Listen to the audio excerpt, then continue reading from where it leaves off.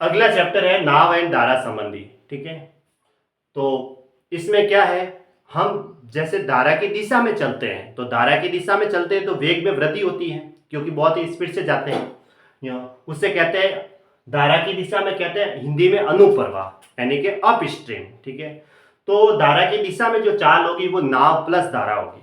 क्या होगी? नाव प्लस धारा। इतना ध्यान रखना है, दोनों की चालों का योग होगा। और धारा के विपरीत दिशा में आएंगे तो फिर वेग में कमी होगी, हमें थोड़ा जोर लगाना पड़ेगा। इसे कहते हैं डाउन स्ट्रीम, हिंदी में कहते हैं इसे ऊर्ध्व प्रवाह।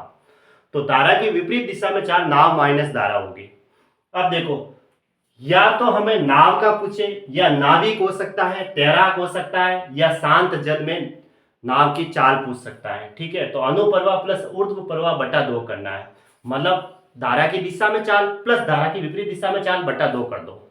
ऐसे इन तीनों का कुछ भी पूछ सकता है। शांत जल में नाव की चाल पूछ सकता है, तैराक की चाल भी पूछ सकता है, नाविक की पूछ सकता है, या नाव की चाल पूछ सकता है। तो अनुप्रवाह प्लस ऊर्ध्व प्रवाह बटा 2 करना है। अब देखो, धारा या नदी, दोनों में से कोई पूछे, नदी की चाल पूछे या धारा की चाल पूछे, तो फिर अनुप्रवाह माइनस ऊर्ध्व प्रवाह बटा 2 करना है। बस। अनुप्रवाह क्या होता है? धारा की दिशा में चाल होती है। अनुप्रवाह का मतलब अप स्ट्रीम, यानी कि नाव प्लस धारा करना है। और ऊर्ध्व प्रवाह का मतलब होता है डाउन स्ट्रीम। ठीक है, तो नाव माइनस धारा करना है। बस ये ध्यान रखना, ये दोनों तरीके ध्यान रखने। ठीक है, खास तो। और ये ऊपर के दोनों, इनका ज्यादा इस्तेमाल होगा।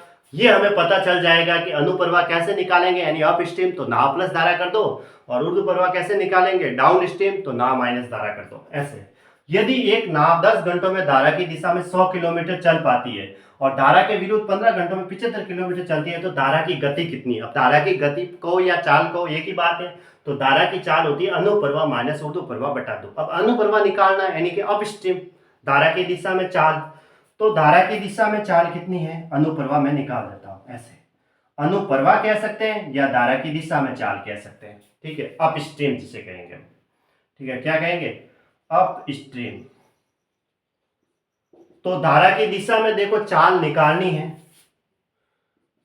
धारा की दिशा में चाल, चाल बराबर क्या होता है? दूरी बटा समय। इसमें दे रखा है एक नाव 10 घंटों में धारा की दिशा में 100 किलोमीटर चल पाती है, तो चाल बराबर धारा की दिशा में, दूरी तो दे रखी है 100 किलोमीटर और टाइम दे रखा है 10, तो 100 बटा 10 कर दो, यानी कि 10 किलोमीटर प्रति घंटा हुआ। ऐसे। ठीक है, अब ऊर्ध्व प्रवाह क्या होगा, यानी कि डाउन स्ट्रीम। ऐसे डाउन स्ट्रीम, धारा के विरुद्ध यानी विपरीत दिशा में 15 घंटों में 75 किलोमीटर जाती है, तो 75 बटा 15 किया तो कितना आया? 5 आया, 5 किलोमीटर प्रति घंटा।